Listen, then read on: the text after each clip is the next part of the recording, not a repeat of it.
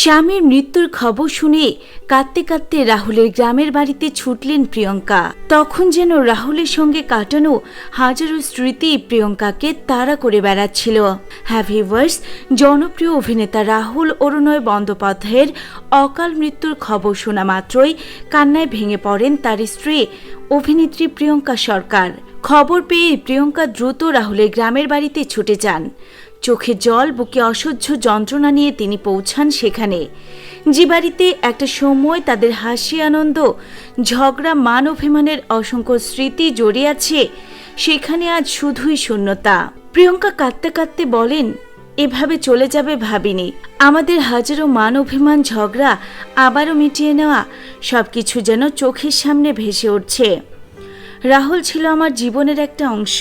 প্রসঙ্গত তাদের প্রেমে শুরু হয়েছিল চিরদিনই তুমি যে আমার সিনেমার শুটিং থেকে। এরপরে ভালোবেসে একে অপরকে নিজের করে নেন তারা।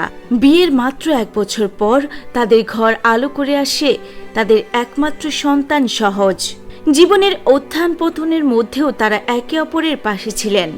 প্রিয়ঙ্কা আরও বলেন, ছেলের জন্য, পরিবারের জন্য এখন শক্ত থাকতে হবে, কিন্তু হৃদয়টা তো ভেঙে গিয়েছে। রাহুলের গ্রামের বাড়িতে এখন শোকের ছায়া। পরিবারের সদস্যরা পরস্পরকে সান্ত্বনা দিচ্ছেন। প্রিয়ঙ্কা সরকার প্রথম বিবৃতিতে পরিবারের জন্য গোপনীয়তা ও সম্মানের আবেদন জানিয়েছেন। টলিউডের জনপ্রিয় এই অভিনেতার অকাল প্রয়াণে সবাই শোকাহত। ভিউয়ার্স, আমরা রাহুল অরুণোদয় বন্দ্যোপাধ্যায়ের আত্মার শান্তি কামনা করি এবং তার পরিবার ও প্রিয়ঙ্কার প্রতি গভীর সমবেদনা জানাই।